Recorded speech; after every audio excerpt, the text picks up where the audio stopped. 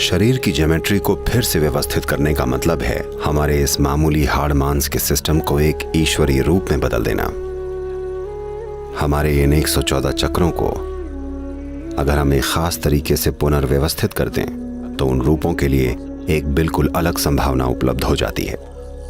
तो भारत में ऐसे लोग भगवान कहलाते हैं।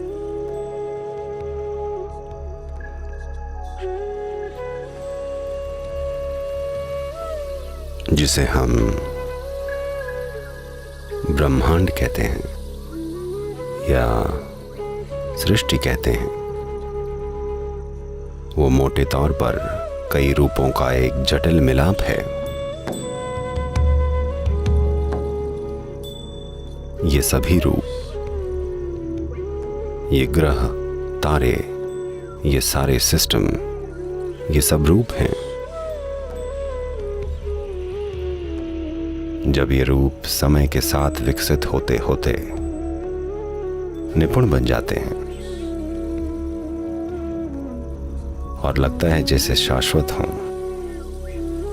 वो हमारे अनुभव में हमेशा बने रहने वाले इसलिए मालूम पड़ते हैं क्योंकि वो ऐसी सटीक ज्योमेट्री तक पहुंच चुके हैं। ये कोई ऐसी चीज नहीं है जो अचानक हो गई है। इनमें से हर एक रूप समय के साथ विकसित हुआ है। कुछ रूप हैं जो एक सीमा से परे विकसित हो चुके हैं। एक सीमा से मेरा मतलब है अगर कोई रूप विकसित होकर ऐसी चीजें करने लगे जो इंसान नहीं कर सकते, तब हम उसे एक ईश्वरीय रूप कहते हैं।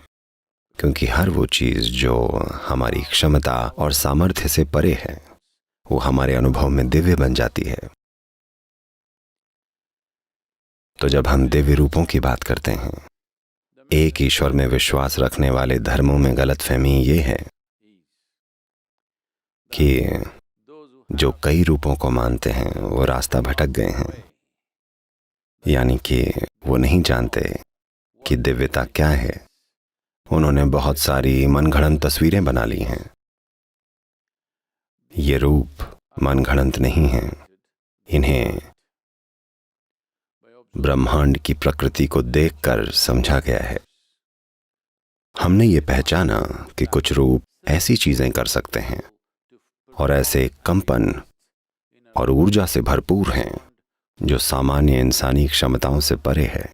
तब उन सभी रूपों को हमने दिव्य रूपों के रूप में पहचाना। ये रूप नमन करने के योग्य हैं। सबसे बढ़कर ये ऐसे रूप हैं जिनका उपयोग करना हमको सीखना है। यानी हम क्या करें कि इन रूपों का असर हम तक पहुंचे। ये रूप जो हमारी बनावट से कहीं ज्यादा सक्षम हैं। इस धरती पर ऐसे प्राकृतिक रूप हैं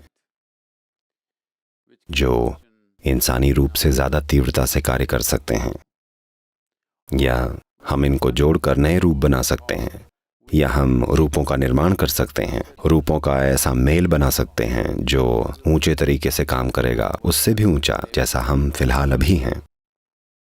असल में योग का पूरा सिस्टम सिर्फ अपने खुद के रूप को व्यवस्थित या पुनर्व्यवस्थित करने के विषय में है।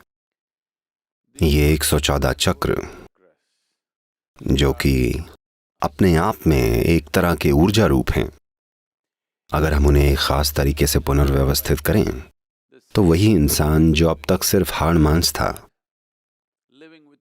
जो जीवन में आदतों की मजबूरियों के भीतर जी रहा है, अचानक एक और ऊंची संभावना में बदल सकता है। ये वो लोग हैं जिन्होंने खुद को या अपने अस्तित्व की ज्यामिति को रूपांतरित करके और ऊंचा बना लिया है, या तो आत्मज्ञान से, या समझ से, या सीधा ऊर्जा या भावना की तीव्रता की मदद से। उन्होंने खुद को एक और ऊंचे ज्यामितीय रूप में रूपांतरित कर लिया है ताकि उनकी उपस्थिति से ही ऊर्जा का एक बिल्कुल अलग आयाम चारों ओर फैलता है। उन रूपों के चारों ओर एक बिल्कुल अलग संभावना उपलब्ध हो जाती है। तब हम उन रूपों को दिव्य रूप कहते हैं।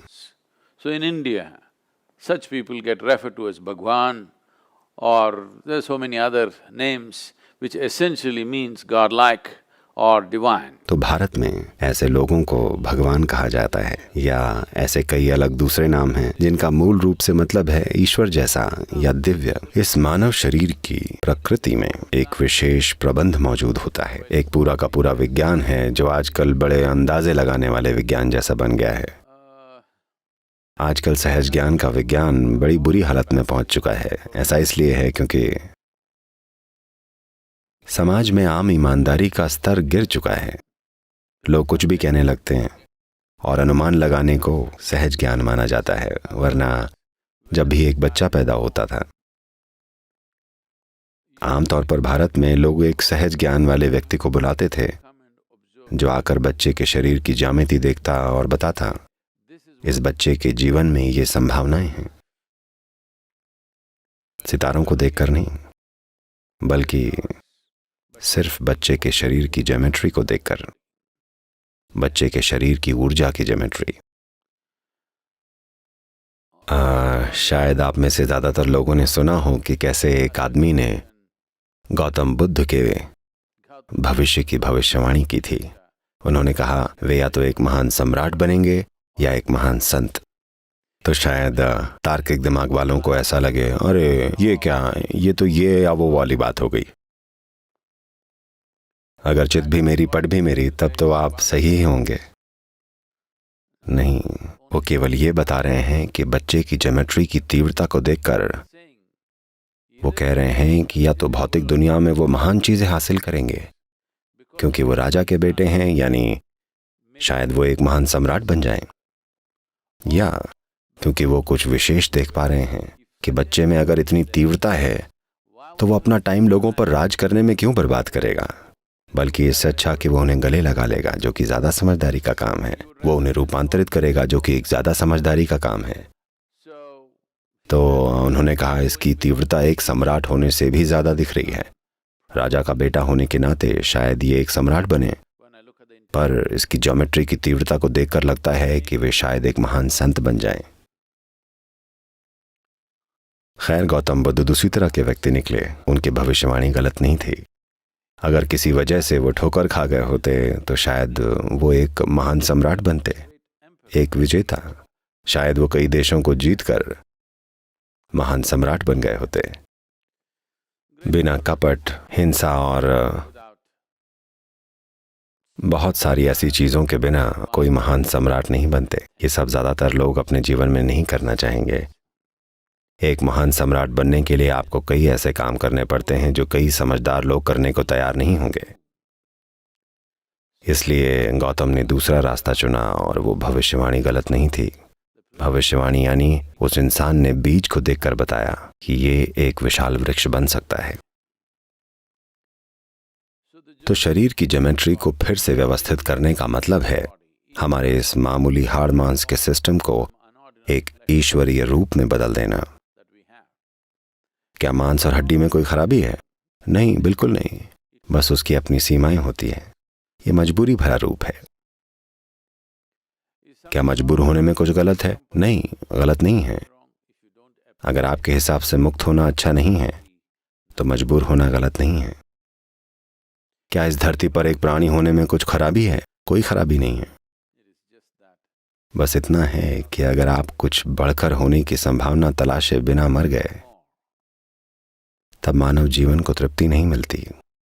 हर एक जीव, चाहे छोटा हो या बड़ा, एक पूर्ण जीवन बनने की आकांक्षा रखता है, क्योंकि एक इंसान इस एक ऐसी संभावना के साथ पैदा हुआ है जो काफी असीम है। इसलिए लोग अपने जीवन में अपनी महत्वाकांक्षाओं और लक्ष्यों को तय करने की कोशिश में लगे हैं।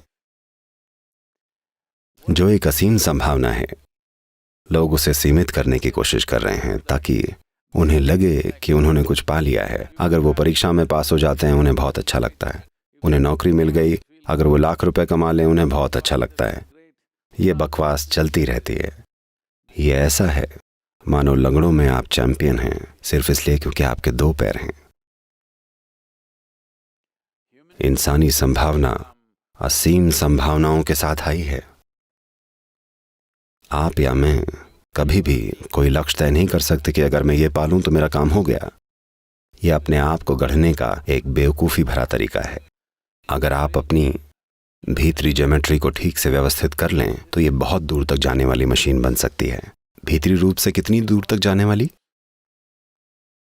ये पूरी तरह से वो ही व्यक्ति तय करता है, वो व्यक्ति खुद।